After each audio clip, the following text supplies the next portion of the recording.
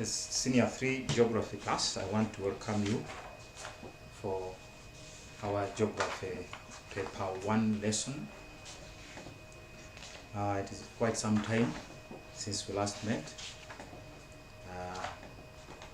but even then we have been having the lessons. We have had the time with Madame Zaina, where you remember we started with the physical geography of East Africa, picked some topics that we covered that time, and then we have moved to the human geography of East Africa, where Madame Zaina has introduced the topic of tourism in East Africa. And I want to pick on from where you stopped with Madame Zaina. Just to remind ourselves, we say this tourism is one of the economic activities, or is one of the economic sectors that the East African countries depend on in terms of revenue, in terms of foreign exchange, in terms of employment. And so it is a sector that we needed to look at as early as now.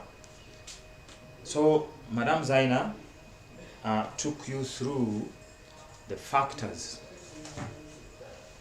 that have contributed to, or that have provided a basis for the tourism sector in East Africa. The factors that have led to the development of the tourism sector in East Africa, which are both physical or natural and human factors. One thing that I must emphasize here is that when it comes to the physical factors, it looks like we are identifying or mentioning the different tourist attractions, natural tourist attractions that exist in East Africa that bring here tourists, especially those from abroad. And if we are giving them as factors that influence the development of tourism, or that have favored the development of tourism in East Africa, we need to not only mention them, we don't need to stop at mentioning them.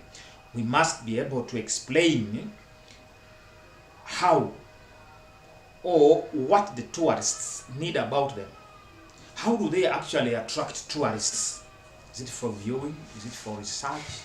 etc. For example, we're talking about mountains, mountaineering, talking about forest, camping, we're talking about water bodies or drainage features, talk about sport fishing, etc., swimming.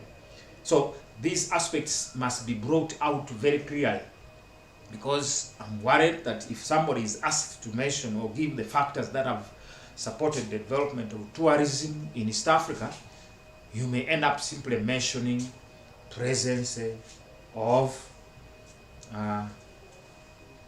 mountains or several mountains, and then when you mention the mountains, you stop at that. You simply give us the examples of the mountains. Then that means that you are simply identifying, you are simply listing. You're not telling us how do these mountains actually attract the tourists. So that's what I wanted to emphasize at that point, that we need to show how. I want to give an example. If you are talking about human factors, in many cases you'll be telling us that factor and how it supports the development of tourism. For example, you are saying well-developed transport network in terms of roads, which do what? Which facilitate the movement of tourists to the different tourist centers. The same must be done for the physical factors that favor the development of tourism in East Africa. If you're talking about a mountain, give us the mountains, and therefore tell us that people come here to enjoy activities in these mountains, such as mountaineering. If you're talking about, mountains with the snow, for example, the Rwenzori, tell us what to do, the tourists need about this ice that is found there. That's how we need to express this. And I'm very happy that this was catered for, as Madam Zaina was giving you this part of the factors that favor the development of tourism in East Africa. I want again to, before we move to what is next, Madam Zaina left you with some tasks sometime, and I had promised her that I would provide this. There is a map that we are supposed to have, a map of East Africa, sketch map of East Africa, showing the major national parks and game reserves. I think we can view that map. That sketch map is provided for. You can check. It is catered for in the notes. Before we go into the challenges or problems facing tourism, that sketch is there. I hope you are able to see it. That sketch is basically showing us the national parks and game reserves. And I want to believe Madam Zaina must have taken you through aspects of what a national park is and how different it is from a game reserve. And we have also talked about issues like a sanctuary, those aspects to do with tourism. Now, this map would cater for a variety of tourist attractions that East Africa has got. Like you mentioned them when you're identifying tourist potentials or tourist attractions in East Africa. There are several of them, but this one is only catering for national parks and game reserves, and where we only have wildlife. And the wildlife, we said wildlife is categorized into two. That is the fauna and the flora. Where fauna are the animals and the flora are the plants. So these animals and plants, among other areas, are basically found or protected in areas that we refer to as the national parks and the game reserves. So these are wildlife protection areas for the promotion of tourism. So we have that sketch there. I hope you are able to see it, where we have those XX, shaded XX, those are national parks. And then we also have those slanting lines, areas shaded with those slanting lines, which are the game reserves.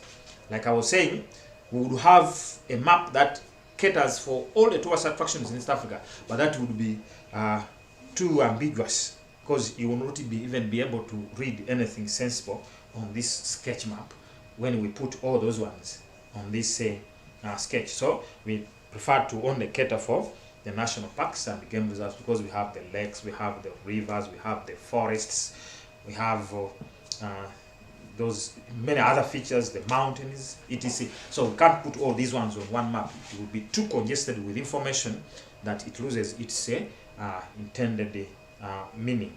So we have the national parks. Even in Uganda, we mentioned some few, not all of them, because there are more than this. We have the Kidepo in northeastern Uganda, that is the Karamoja area. We have Mountain Elgon, that's around Mountain Elgon slopes. We have Queen Elizabeth in western Uganda, that is Kasese. We have Lake Mburo. We have Mountain Rwenzori National Park, and then we also have Maxon Falls. So the others that we have not catered for here, but that gives us a picture that for Uganda's case, these are some of the national parks we have. Then we have Pianiupe Game Reserve, we have Semuliki Valley. There are many others we have not catered for just because of the space. But what I wanted to show is that we indicate the distribution of national parks and game reserves in East Africa. When you go to Kenya, we have national parks. For example, we have Kora, we have Tsavo National Park. Actually, that is the largest for Kenya's case. We have Tsavo National Park. We have Kora. Because you do history, you have some good story about the Tsavo National Park relating to the man-eaters during the construction of the Kenya-Uganda Railway. We have Mountain Kenya National Park. We also have Sibiloi, which is in northern Kenya, around or near Lake Turkana. We also have game reserves in Kenya. But there's Masabiti. Masabiti has part of it is a national park, and then there is a reserve area, because you must have been told that a game reserve is an area for future development into a national park. In some cases, such areas even people are allowed to do some activities. People are allowed to settle there. They grow crops and etc.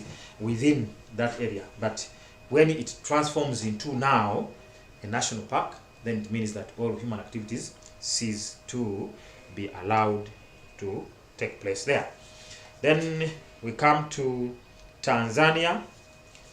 We have Serengeti, one of the largest. We have Ruaha. We have Katavi. We have Tarangire. Those are national parks. And then we have several game reserves. The biggest, of course, in East Africa being Selous. That is somewhere south eastern Tanzania. You also have Rungwa.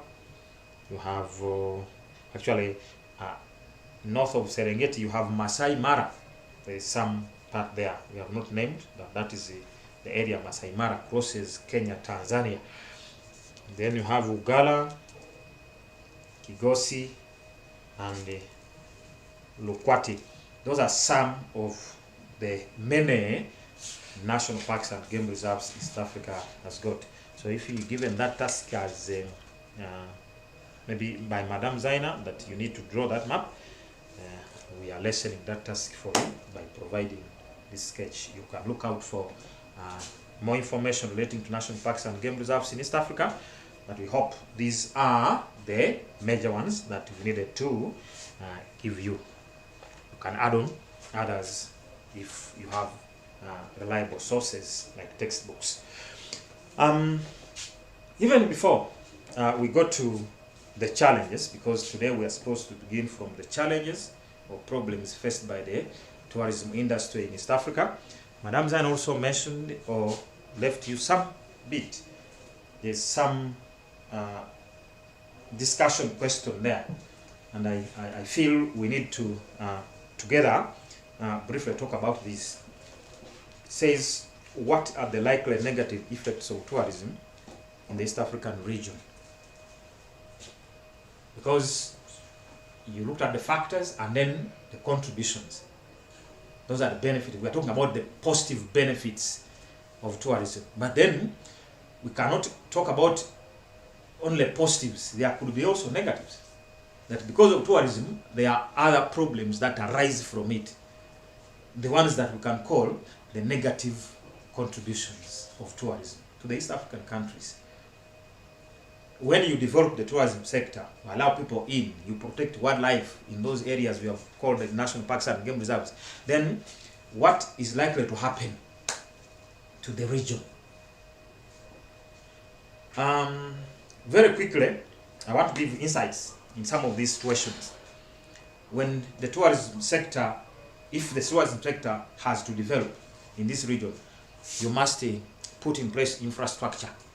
And some of the infrastructure will be hotels, those resort centers. The hotels, and where do you put them? Put them in areas which are near or within the reserve areas. So you go to a national park, go to a game reserve, and put up a resort area. Because you must provide the accommodation in accessible areas. Tourists have come, for example, they want to go to Queen Elizabeth National Park, so you must put up a hotel around that will accommodate them. And not only one, there will be several. So what happens? That you are establishing this infrastructure in the form of hotels, you must therefore destroy the environment. You must destroy nature in that area to create space for the hotel. So this therefore means that in a bid to promote tourism, you are constructing a hotel, and therefore you are leading to, or you are causing destruction of the natural environment, for example, in the form of deforestation to create room for hotels that accommodate or that provide accommodation services to the tourists. So that will be a negative effect. So tourism in this region has promoted destruction of the natural environment in a way of providing room for the construction of hotels needed by the tourists. Now, when we are talking about agriculture, we go into our livestock farming. We normally say when you have very many animals in a national, on a farm, then they overgraze. And we must know that even in national parks and game reserves, the animals, the fauna we have there, some of it is herbivorous. So the herbivorous wild animals, the herbivorous fauna, in some cases may outnumber the vegetation available. Because remember that some of these, or most of these national parks are established in areas that are relatively dry. We call them range lands. Areas that are relatively dry, savanna grasslands. And so when the animals grow in number, then they overgraze these areas. So what happens? We shall have also, therefore, overgrazing by the wild animals in national parks and game reserves, which may result into, or which results into desertification. So tourism also leads to desertification through overgrazing by wild animals in national parks and game reserves. When you go to areas, for example, Queen Elizabeth National Park, that is a relatively dry area, you'll find there several patches of open land where there is no grass because the animals have overgrazed them. So that is effect number 2. The other one, we're talking about likely effects. The other one is if you must establish, for example, a national park or a game reserve in a given area, but specifically let's talk about a national park where you don't need people to stay. That means that you're going to displace them. So what happens that most of these people that live in some of these areas up country survive on agriculture. And so if you establish a national park in an area that has formerly been occupied by cultivators, that means that you make them lose their agricultural land. And therefore, that becomes an effect, a negative one. Loss of agricultural land, which eventually results into reduction in agricultural production. And that may even result into food shortages. The other one is still in that very line. You displace people, and what happens is that they will lose their land for settlement. So that also becomes an effect. The other one was agricultural land is lost. Then this one we are saying there is displacement of people, therefore leading to loss of land for settlement. So when you tell people this place has now been gazetted into a national park, then the people who are settling there will lose their settlement or their land for settlement. That also becomes a negative effect.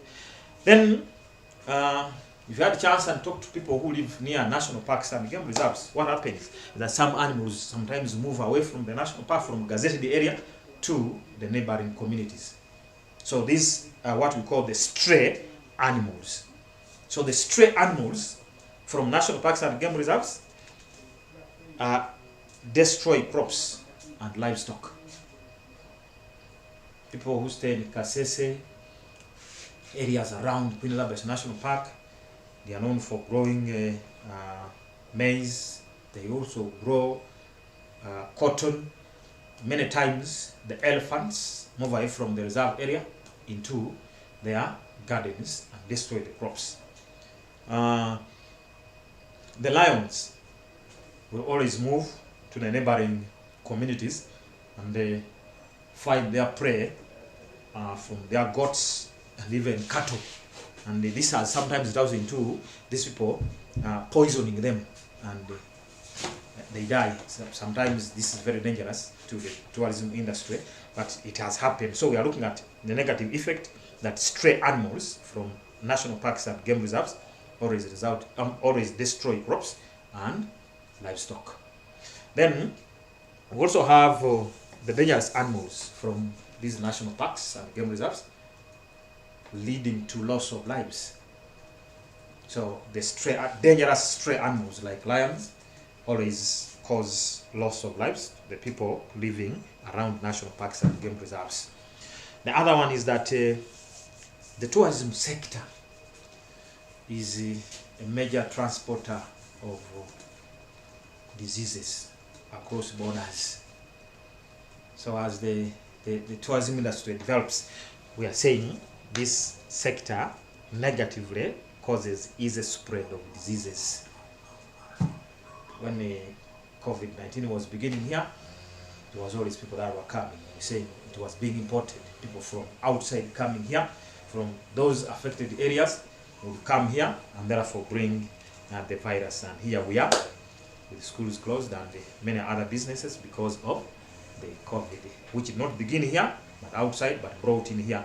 Among the people that may have brought it here should be, or could be, the tourists. Then, when you look at countries like Uganda or East African countries, we have our infrastructure, roads, hospitals, and etc. That when you allow the tourists come in, because you need now to develop the tourism industry, when the tourists come, that means that they increase the pressure on the available infrastructure. There is too much traffic on the roads. You need, because these people need hotel facilities like accommodation, feeding, and etc. All these facilities will now have to support more people than the locals. And this is what we are saying, that tourism increases pressure on the infrastructure in the East African region. And just still, not all tourists that come here, especially those from outside, they come here with good intentions. They don't necessarily come here because they want to come and look at what East Africa has to offer in terms of tourism, but there are those that come with other intentions, some of which may be related to security or insecurity related. So you're allowing tourists, but they are spying on the government. And you know, especially the Western world, because we say many of these tourists come from European countries, and then those that come from the Americas. When I say Americas, I mean North and South. So those that come here, those are countries that would want to have influence on a country like Uganda, so a country like Kenya, a country like Tanzania. So when they come here, sometimes they come with those intentions of destabilizing these countries for political reasons. And this may result into cause of insecurity. So we are saying tourism promotes insecurity in the East African regions, because the tourists that come here, some of them have those intentions or political intentions. They want to impose political influence on these East African countries. I hope that would be, because the question was, what are the likely effects, negative effects? So if we came up with those ones, I think we shall have done a great deal of identifying the likely effects, negative effects of tourism. But we can also include the other could be, this tourism may result into erosion of our local culture. Some people tend to copy what they see the tourists doing, because now these people are coming from America, coming from European countries. These are areas that we believe these are developed areas, but we also forget that their environment is totally different from ours. So when they come here, the way they dress, for example, because for them it is normal, you put on a short, and then you go to public, then you'll even find those that may be you find somebody putting on a raincoat during a very hot day. It is midday, it's around 1 or 2 p.m. and somebody is putting on a raincoat and comfortable moving around. It's shining, even puts on, I don't know. So you'll find these guys, some Ugandans copying, or East Africans copying what the tourists are doing. But not only that, but even the way these people relate, their relationships are different totally from ours. So you find that their way of life may affect that of the local people of East Africa, and this may erode away the good local culture. So we are saying it can be a negative effect that tourism results into erosion of local cultures. People always want to copy what the tourists do. Having said that, I want us to move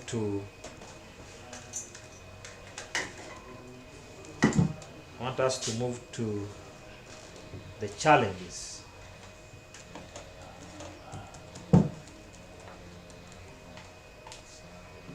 Challenges faced by the tourism industry in East Africa. That's where we're supposed to speak from, but those, because of the other tasks that we were left with, I chose to begin from there, so that we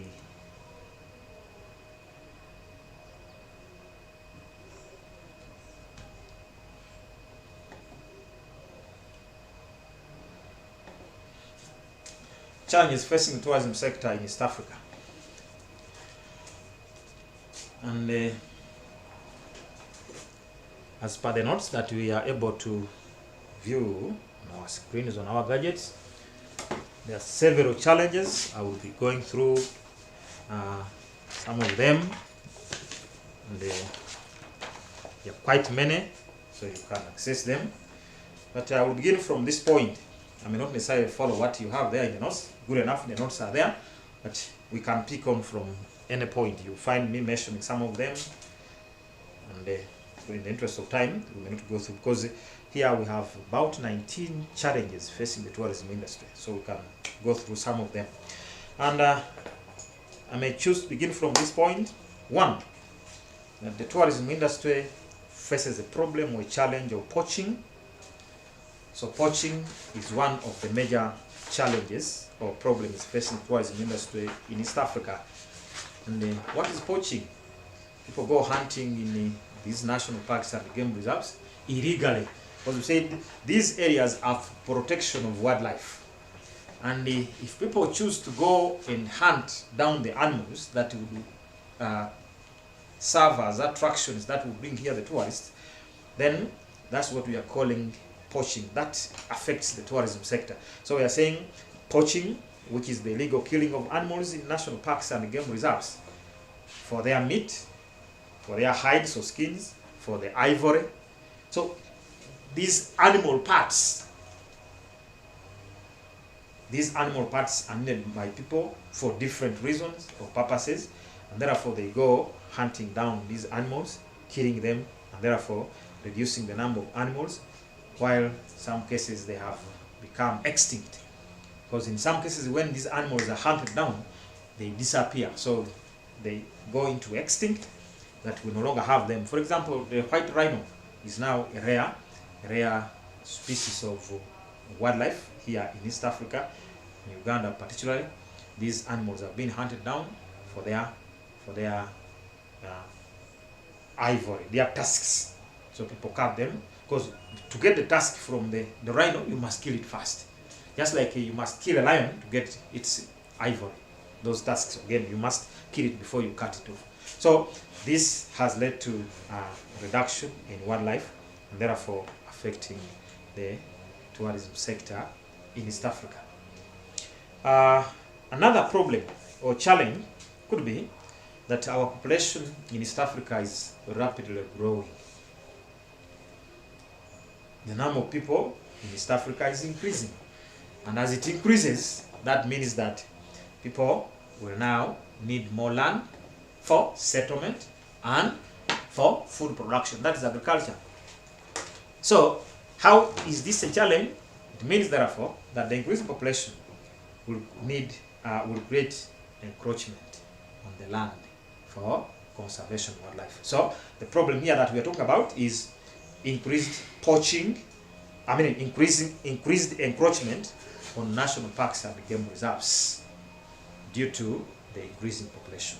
So there is encroachment on reserve areas for wildlife because of the increasing population. So the land that we have been using for conserving the wildlife is now being taken up by people who want to find space for settlement and land for food production. And this is resulting into destruction of biodiversity. Meaning, when I say biodiversity, I mean a variety of living organisms in a given environment. Plants and animals, forests are destroyed. Yes, these are homes for a variety of animals, birds, and insects. So when these forests are destroyed to create land for settlement and agriculture, then it means we are destroying the biodiversity that affects, therefore, the tourism industrial sector in East Africa. Then the other problem, without necessarily following the order in the notes, because you have the notes, you read them. The other one could be competition with the other countries outside East Africa. That's a major problem. There are other countries outside East Africa that have a variety and better tourist attractions. They have better hotel facilities. They provide better and modern or international standard services to the tourists. And therefore, the tourists, especially from the Americas and those from Europe that would come to Africa and East Africa in particular, would now choose to go to those other countries. To mention some of them is South Africa. South Africa has a better tourist sector compared to other countries in Africa. So it means the number of tourists that we will have here in East Africa, some of them end up into South Africa. Countries like Namibia, although not well developed, but it has a better package for tourists.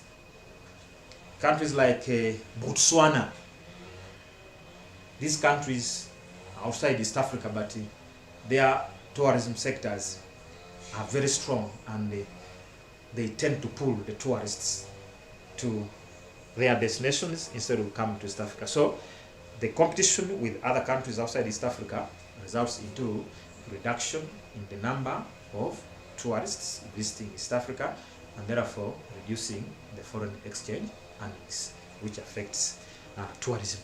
The other one is that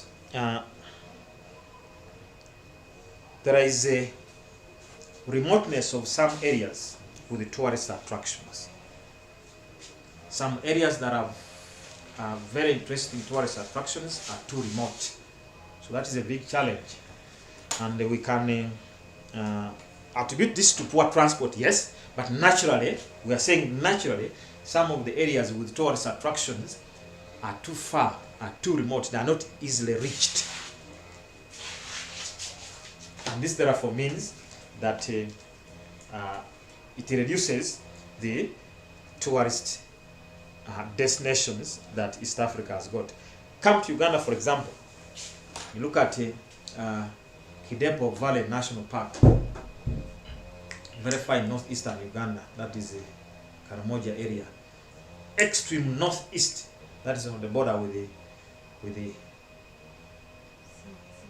South Sudan. South Sudan, Kenya, because that is the area. So those areas there are too far and they are not easily reached. Talk about areas that are mountainous. You go to areas of Mountain Rwenzori National Park, Mountain Elgon National Park.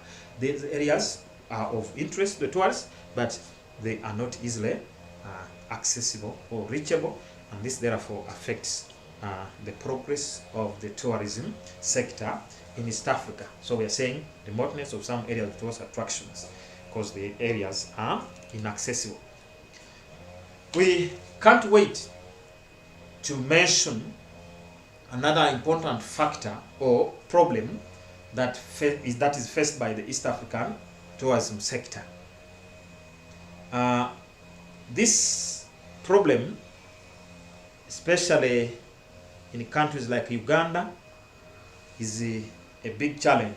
That is the problem of insecurity of some areas with tourist attractions. So insecurity in areas with tourist attractions is a major challenge affecting the tourism sector in East Africa, and this scares away the tourists, therefore leading to reduced tour visits and therefore affecting the earnings from the tourism sector. Places like northern Uganda, which has been having the LRA rebels. We have places in Kasese, that's western Uganda, where we had the ADF, or we still have the ADF. Those areas have got tourist attractions. For example, the western Uganda area, we have the entire stretch, that is Hoima, Ntoroko, Bundibujo, you come to Fort Potro, you come to Kasese. That stretch there is an area that is infiltrated by the rebels of ADF. Those are their areas of operation, and yet those areas are too rich in terms of tourist potentials or tourist attractions, and therefore when the rebels are there, you expect very few, if any, tourists that will be willing to go to such places. So this affects or reduces the number of tourists in East Africa, which negatively impacts on the progress or development of the tourism industry. Then the other problem is poor accommodation facilities. Poor accommodation, let's say poor accommodation and hotel facilities.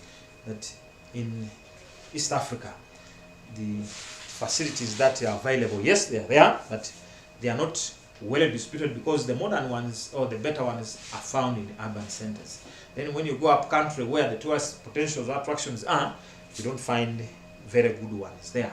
They are below standard, below international standards, and therefore this limits the number of tourists that would visit East Africa. So poor accommodation and hotel facilities in some areas with tourist attractions has also resulted into the limited number of tourists visiting East Africa's tourist attractions or centers.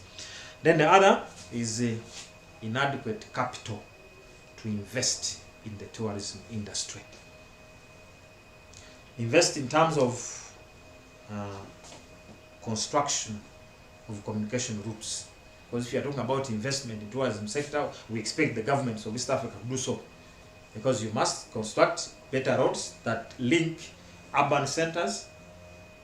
For example, there must be links between Entebbe, because the tourists coming from abroad that land at Entebbe now need to move by road to the different destinations, tourist destinations. But the roads there is what we are asking. So we are saying there is a shortage of capital to invest in the development of tourism sector in terms of construction of modern transport routes like roads, construction of airstrips, because most of the national parks in East Africa do not have these airstrips, because tourists would easily move by air to those places. From Entebbe, there should be a flight to Kwenedabes National Park. There should be a flight from Entebbe to Murchison Falls National Park. From Entebbe to Kidepo Valley National Park, so that somebody takes just minutes from Entebbe to the tourist destination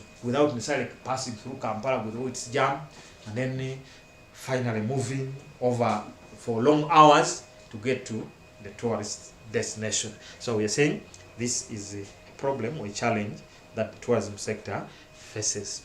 The other problem or challenge can be presence of hostile tribes in East Africa. These sometimes scare away the tourists, and therefore reduce the number of tourist arrivals or tour visits, especially by people from abroad. And when we talk about tourism, yes, we are overemphasizing the tourists from abroad, but we're also talking about local tourism, because we even have people that may want to go and tour areas like Karamoja, but you have fear because of the stories you hear. You have fears that when you go, if you got there, then this people may do harm on you. So this will reduce the number of tourists. So the hostile tribes like the Karmajon, like the Turkana of northern Kenya, that these tribes scare away the tourists, both the local and foreign tourists, which results to reduce number of tourists. Then in some areas where we know that there are tourist attractions, some of these attractions, especially the natural tourist attractions, tend to move seasonally. There are these animals, the wild beasts. They always show them moving in their numbers, crossing River Mara from Tanzania to the Kenyan side, or from Kenya to the Tanzanian side. So these animals tend to always migrate or move seasonally. And so if they move, if we are talking, for example, if these animals are moving from Kenya to Tanzania, that means that if a tourist visits Kenya, may not have a chance to see these animals in the Kenyan side. So he has to cross over to another country, that is Tanzania, to be able to trace these animals. When you are talking about East Africa geographically, not in the context of East African community, Uganda, Rwanda, we are neighbors, but geographically, Rwanda is not part of the East African region. Geographically, I want to emphasize. So, if our mountain gorillas cross over to Rwanda, that means that tourists that may want to go and do gorilla tracking will have lost that chance, because these animals will have moved away from Uganda to the Rwandan side. So this affects tourism here in East Africa. So we are saying seasonal migration of some animals and birds has resulted into seasonal fluctuation in the number of tourists visiting East Africa, and therefore affecting the earnings from the tourism sector. So people, there are birds that fly seasonally. They are here in East Africa for some season, and then they move away. If you go to Queen Elizabeth National Park, there is a lake near Lake Katwe, the salt lake is called the Lake Munyanyange. That lake is known for hosting birds internationally.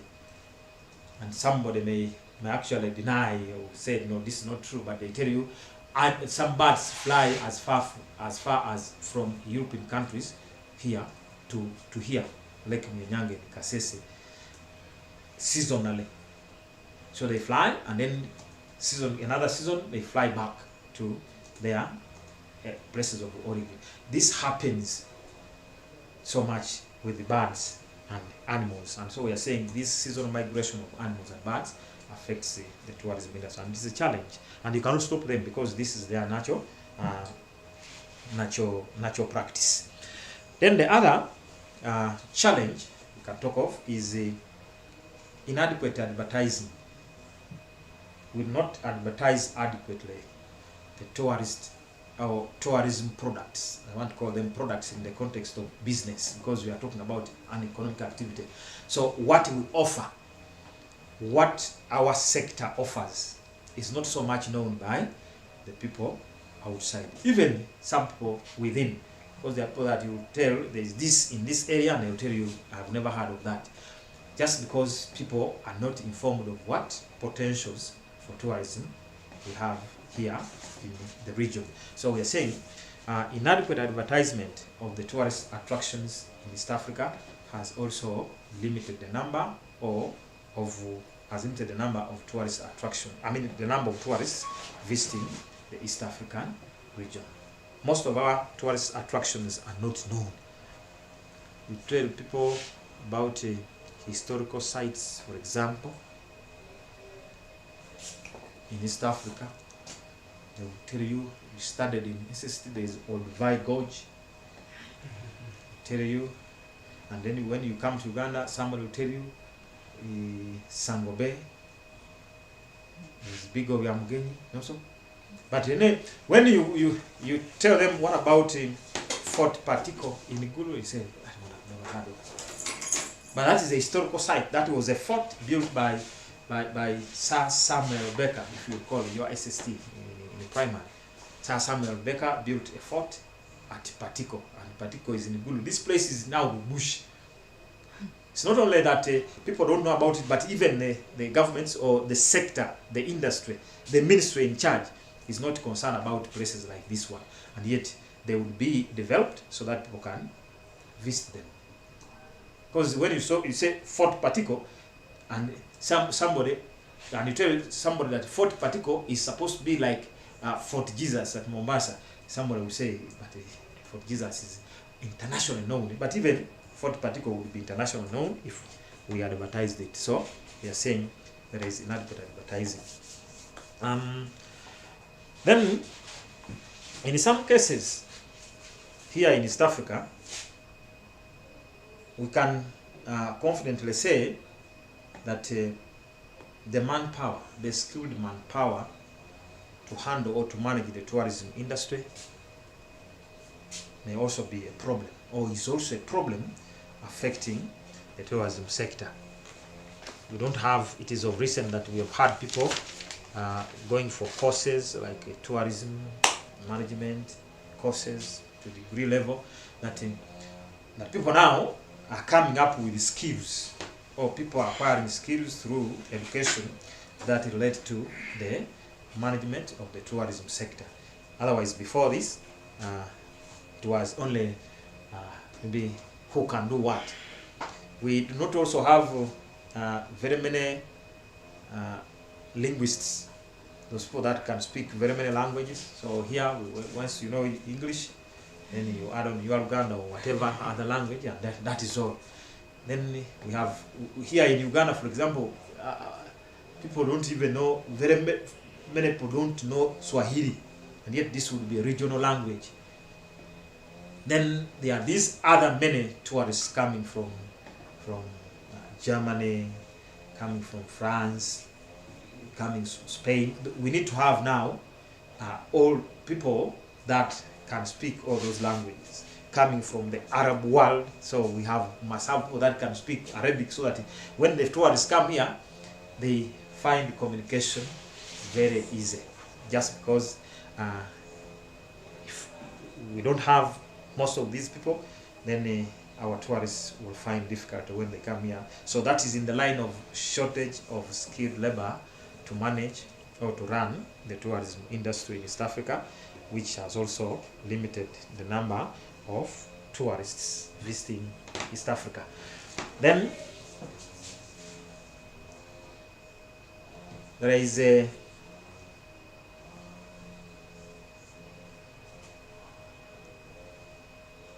there is also a challenge of outbreak of diseases. I would say outbreak of wildlife diseases.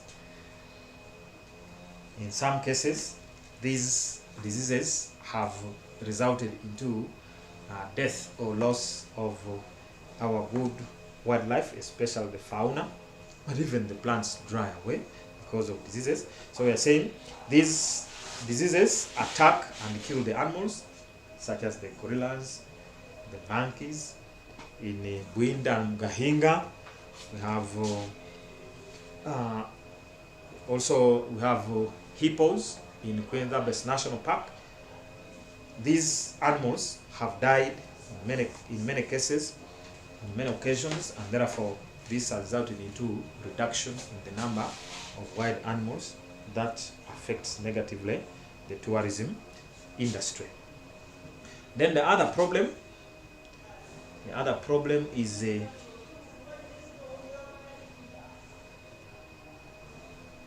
talked about shortage of capital, talked of inadequate shortage of skilled labor, poor accommodation.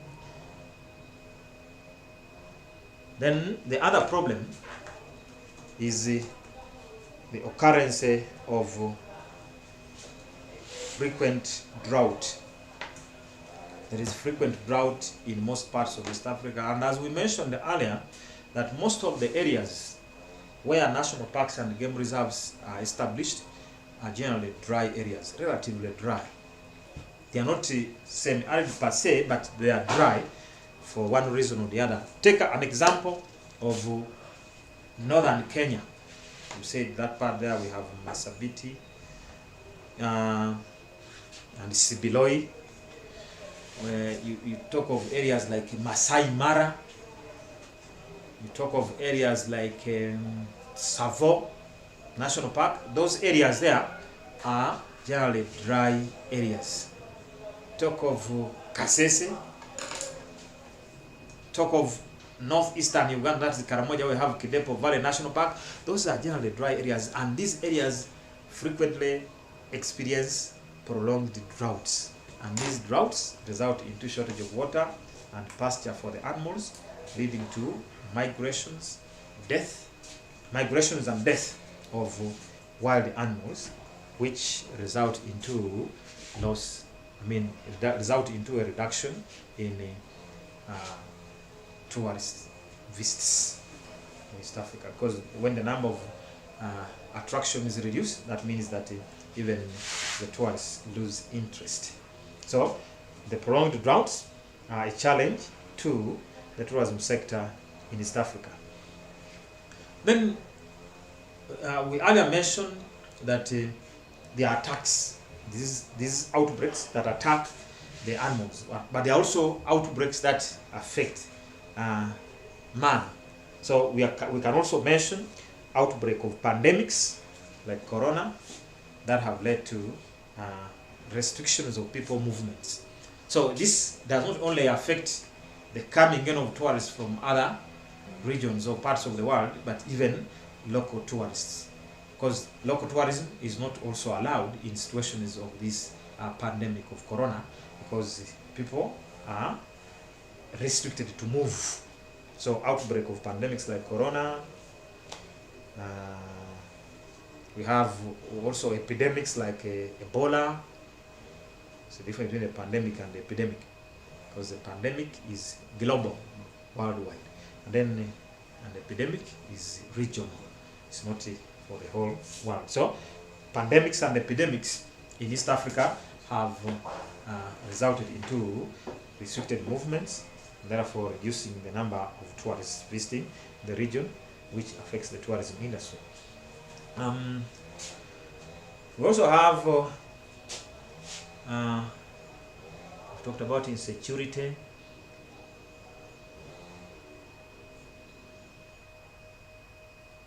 There are also fire outbreaks in national parks and game reserves, which have also led to loss of biodiversity. Animals and plants die when fires break out, and this has led to loss of wild animals and plants, therefore affecting or reducing the available tourist attractions, leading to a reduction in the number of tourists visiting East Africa. So the fires, those ones also cause us a very big challenge to the development of the tourism industry in East Africa.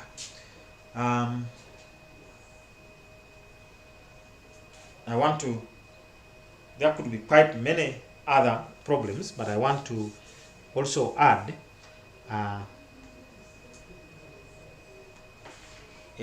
one problem, which is I would call it negative government policy in East Africa, which in some cases has resulted into degazetting of conservation areas. To degazette is to have a place that was formerly gazetted or reserved for wildlife conservation, and then you put it to another use which will not allow the conservation to continue. So you give a conservation area to an investor to grow sugarcane, to grow palm trees, palm oil trees. All this is what we are calling negative government policy towards conservation and promotion of tourism in East Africa, has also led to a reduction in tourist attractions as well as tourist arrivals or visits from the outside world.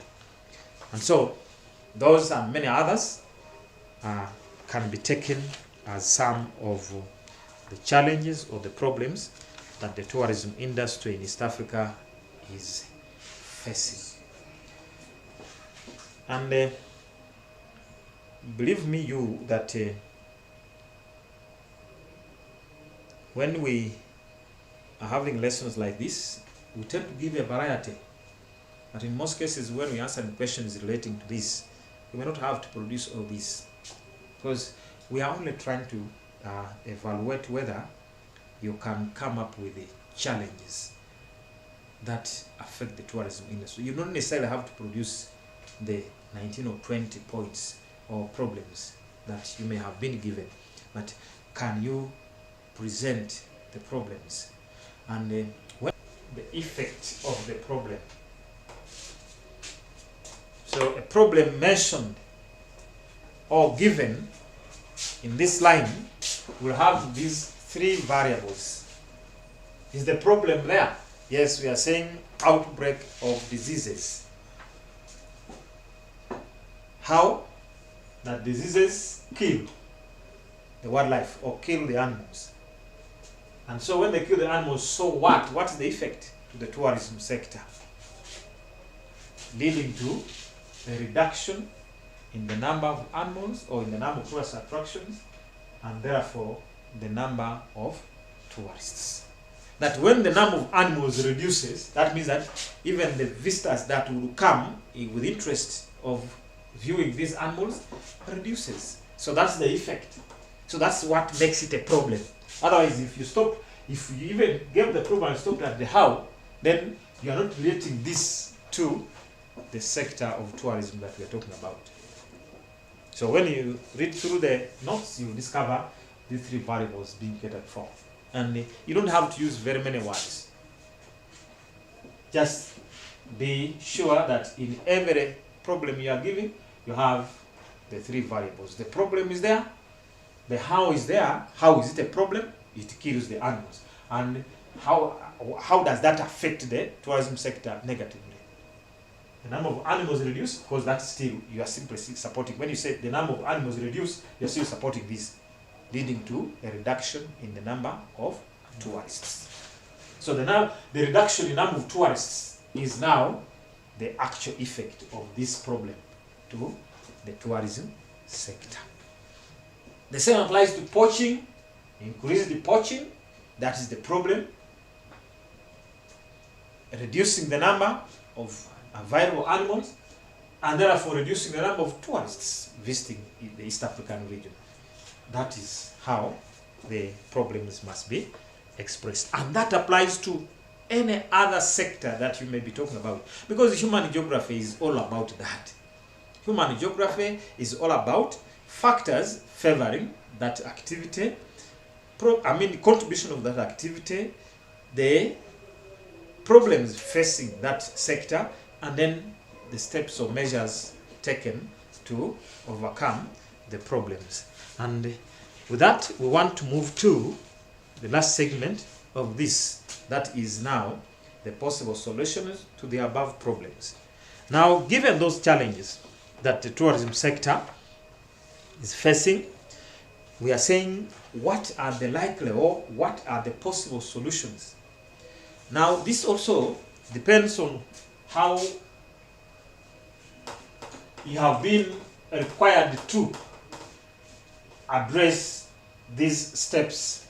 So we are calling them, we can call them measures being taken.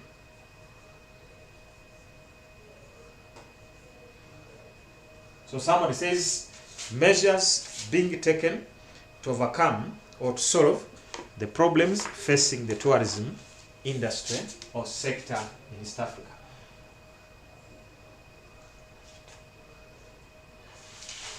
The problem now is here, being. It means that when we say being, we are trying to suggest that these actions are ongoing.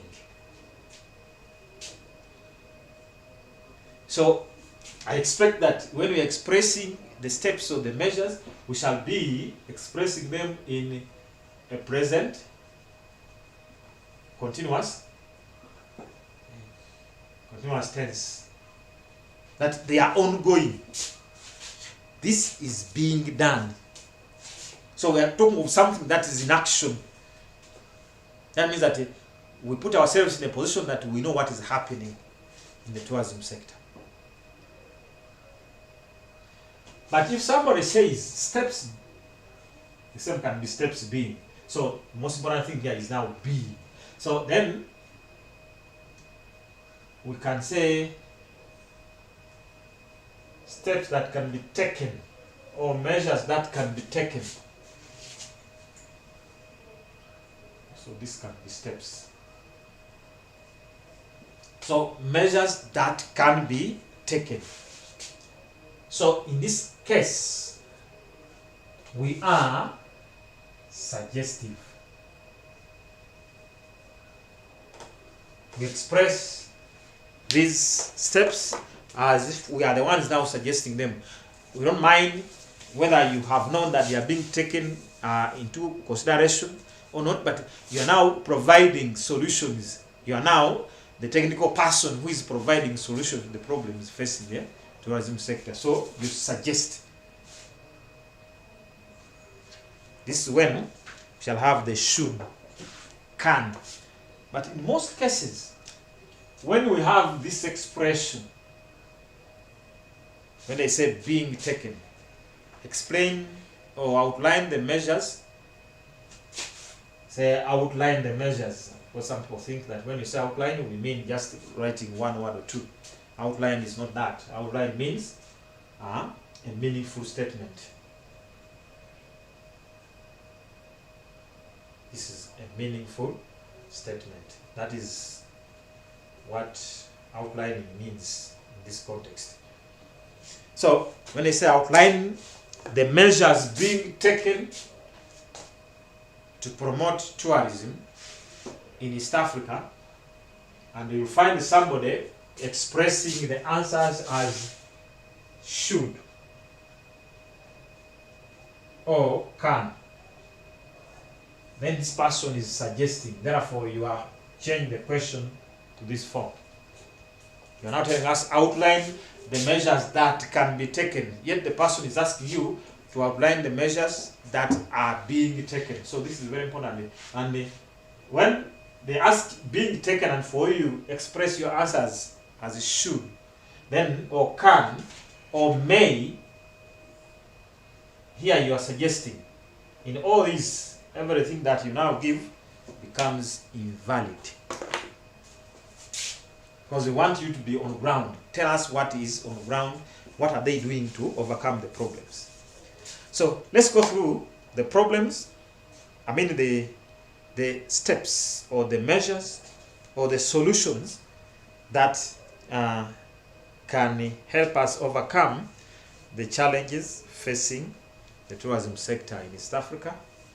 One of them is training of more manpower in the form of game rangers and equipping them with the necessary materials to carry out patrols on national parks and game reserves to control or minimize the poaching. So we need to train more game rangers. That is, if we are expressing possible solutions. But if we are saying measures being, then we shall say there is training of more game rangers and equipping them with necessary materials to carry out patrols of national parks and game reserves in order to control or to reduce poaching.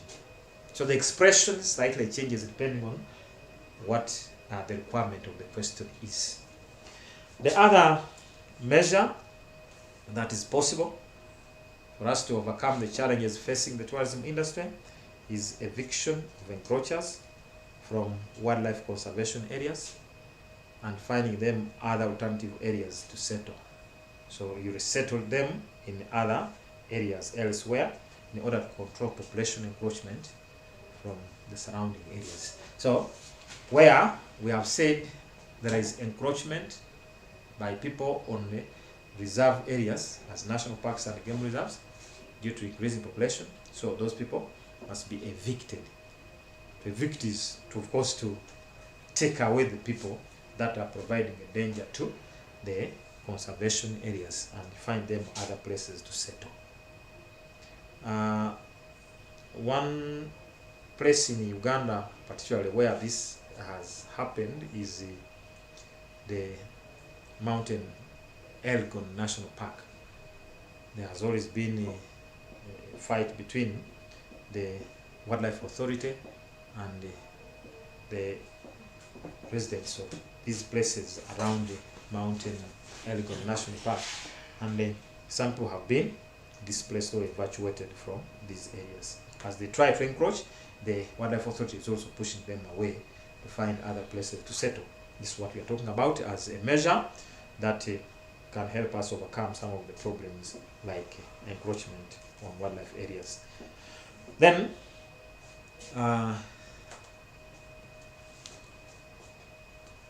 the other measure is liberalization.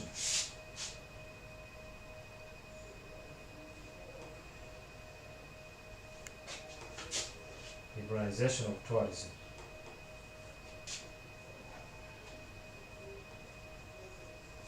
We can express it as liberalization of tourism, or if you want, we can also bring it as a liberalization of the economies of East Africa. To liberalize an economy is the country with its economic resources. So we are saying, to liberalize the economy means that you allow private individuals do business in a competition with the government business. So as government does business in some sectors, even private individuals can do the same business alongside what the government is doing. So that's what we mean by liberalization. So the tourism sector, until recently, until the liberalization of economies, especially in developing countries like the East African countries, some of these sectors like tourism were purely for government. Private individuals will not be allowed, because remember, the national parks and game reserves were are particularly established by government. And so, if they are established by government, then it means that they are government property. So it would be government to manage them. So there's even the services they provide or the products they provide to tourists would be now be provided by the government. But now, liberalization of tourism means that despite the fact that national parks and game reserves are owned by government, private individuals can also operate to a business within those national parks and game reserves. And in some cases, there are even sites, there are tourism sites that are managed, or government leases them to private individuals to manage them, but as they pay taxes to the government, so that the government is not directly involved in running these sites. So we're saying, since governments in East Africa have challenges of shortage of capital to develop tourism sector, you allow private individuals do business in that line, and therefore you allow them provide the needed capital to develop tourism. So we're saying liberalizing of tourism in order to attract local and foreign investors for better running of the tourism industry, because the tourists will be catered for very well by these private companies, because every company will want to attract the visitors for successful business. The other measure is the undertaking of intensive advertising, or vigorous advertising. So intensive or vigorous advertising in order to increase awareness both within East Africa, that is regionally, and internationally, so that the potential tourists, both within East Africa and those outside East Africa, are aware of what we have. So we can use many avenues. We can use international media companies, TVs like BBC, Al Jazeera, CNN, and others. Those that are international, not no, of course not the local ones, the NBS, but those ones can also be good for the local market, because we also need the local tourism to develop. So it may not only be we may not be using the international media houses or companies. We can also use the local ones, because we need to promote local tourism as well. So that is also another measure that we need to undertake, so that we promote tourism in East Africa.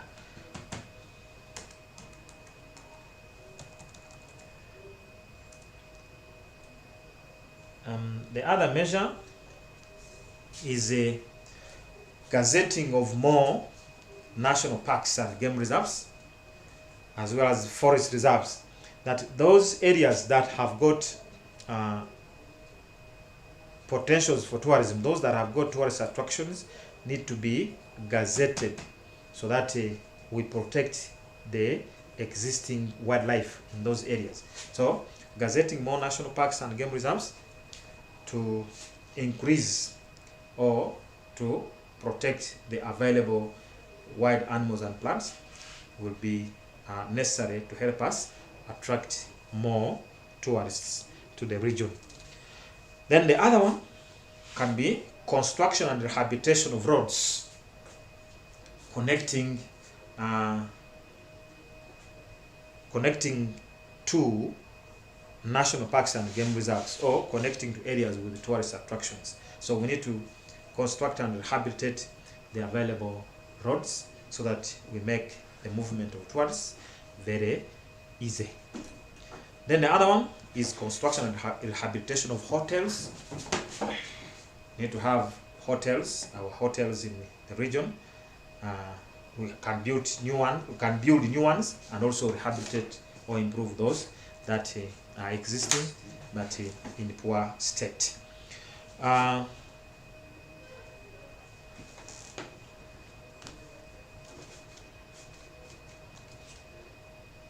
Then the other one is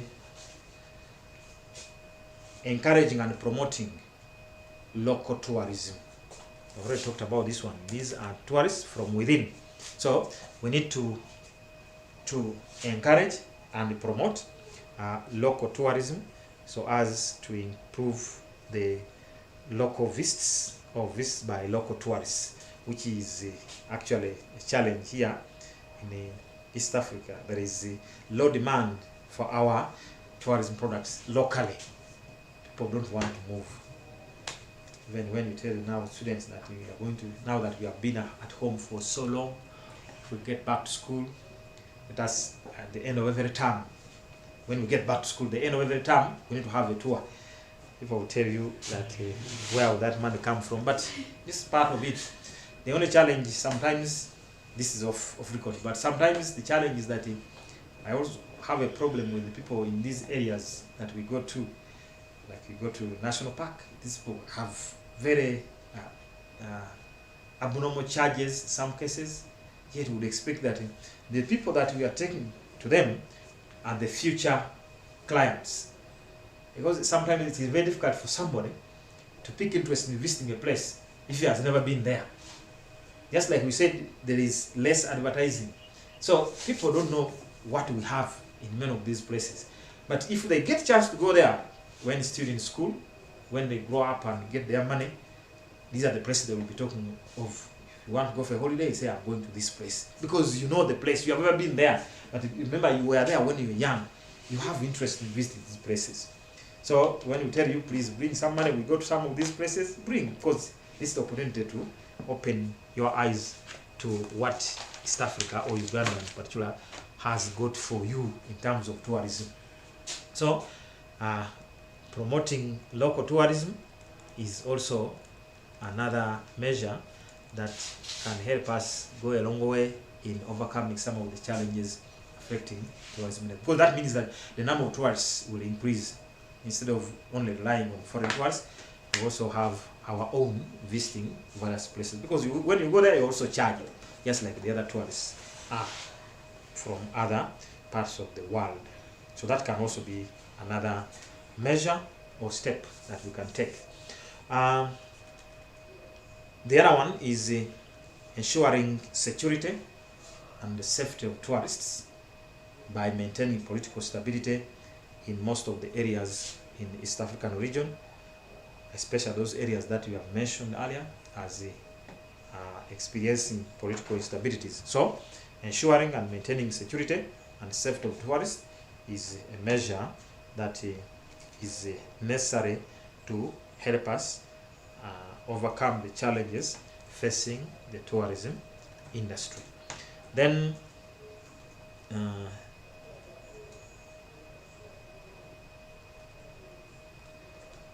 we can also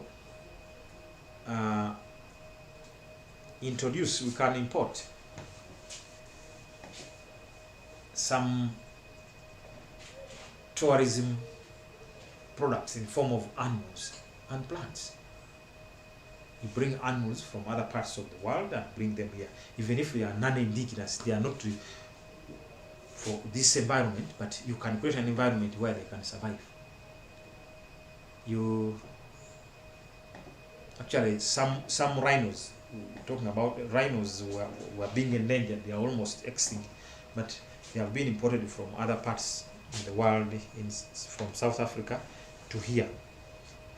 Even remember, there was a lion at Uwek that died, and then it was replaced by another one that was brought from South Africa. So you import animals and even plants, non-indigenous plants. You get them from other parts of the world, you come and plant them here.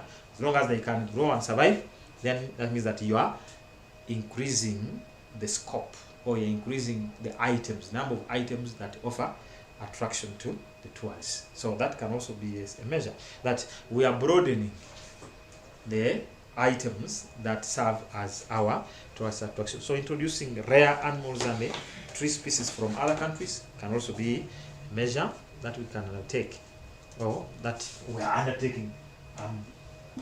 I'm saying all this in respect of these two versions, being and can be.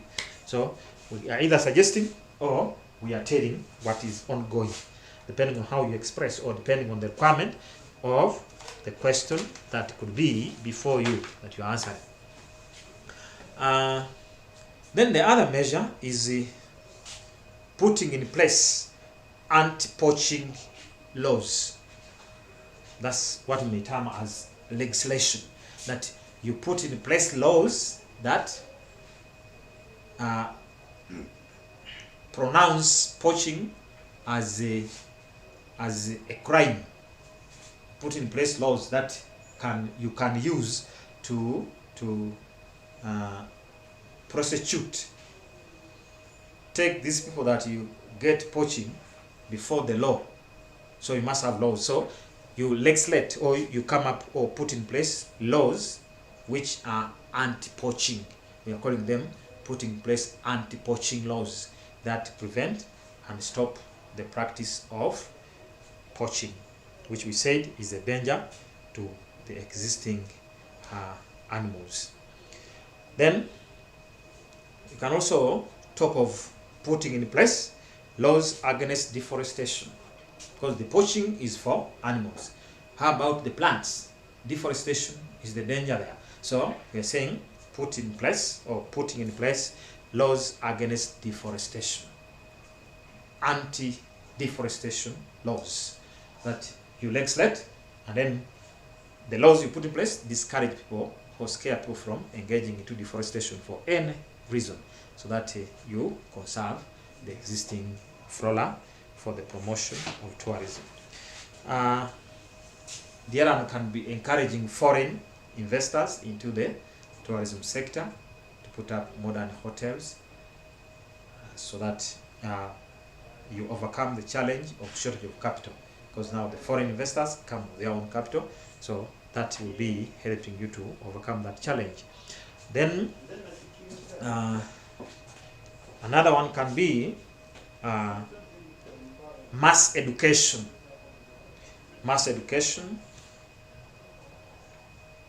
to the people living in areas around the national parks.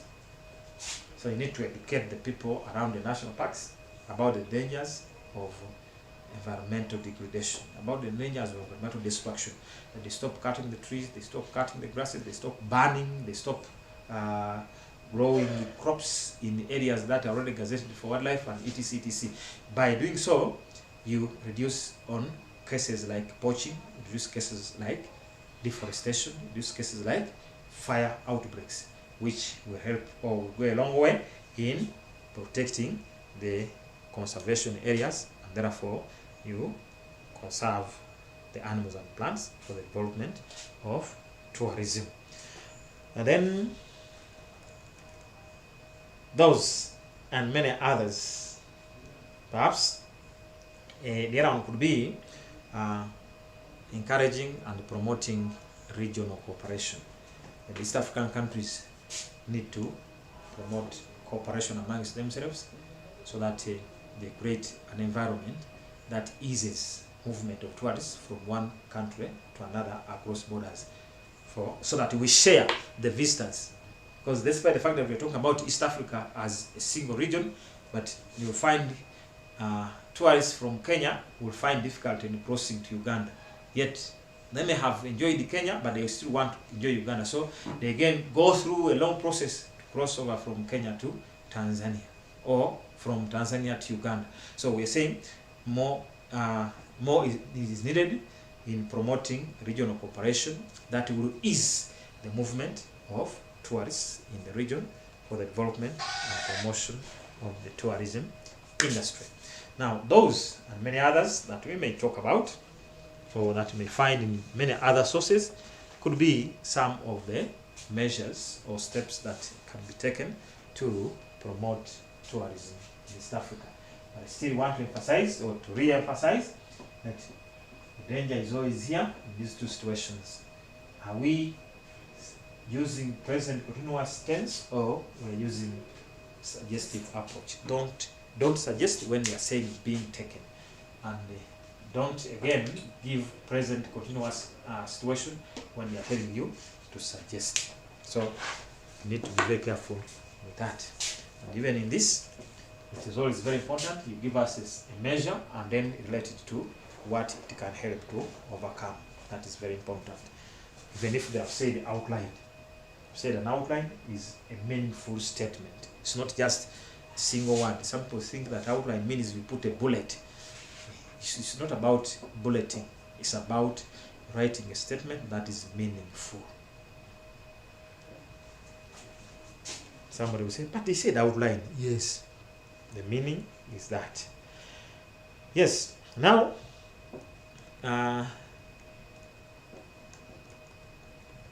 we have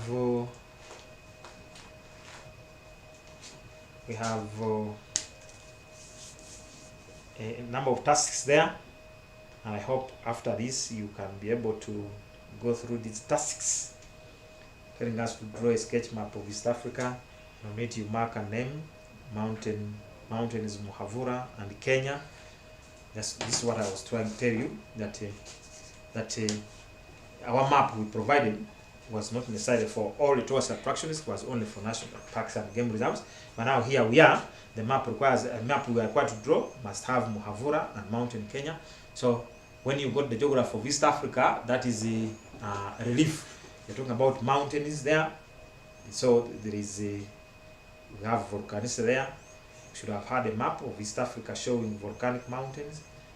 Then Mountain Kenya, because these two are volcanic. Lakes Turkana and Natron, that one you must be having. Then National Parks Savo and Queen Elizabeth. Now you see. So that's the map they wanted you to draw. Mention any two tourist attractions found in East Africa. Explain the benefits of the tourism industry and the people of East Africa. Outline the problems faced by the tourist industry in East Africa. You see now that question 1, part D, outline the problems faced by the tourist industry in East Africa. Because of the phrase outline, some people would think they are all going to write, you state the problem only. There's a problem of poaching, because they said outline. then you have lost that if you do so, because outline is a meaningful statement, and that statement still will have the three variables we talked about in relation to problems. Must have the problem, must have the how is it a problem, and what is the effect. And briefly, using the minimum number of words possible, this is what we want to mean. Outline is use the least number of words possible, but when the point is driven home. This is what we require you to do. The same applies to question 2. So those tasks are there for you, and I want to believe that these tasks are typically sample your name questions of particular years about tourism. So take time and go through them. I want to stop this at this point, and also hope and believe that we have gone through the basics. I'm calling them basics, not everything, but the basics of the topic of tourism. And perhaps when we meet again for another lesson, shall be telling you our next topic of the human geography of East Africa. I hope that when schools reopen, we have a challenge that we have a very big task of handling the practical geography, the map reading, photography interpretation, and the field work. We must find a way of doing this. So to the friends that are not part of this arrangement, we may not have a lot of time to go back to this, and we may have to concentrate on the practical geography, especially in this paper 1, that's map work, photo and field work, because the time we have is limited, and yet these ones may be difficult to handle in this format. But when schools reopen and we get back, that will be handled. I want to allay all these fears. I want to thank you for attending, and have a nice day.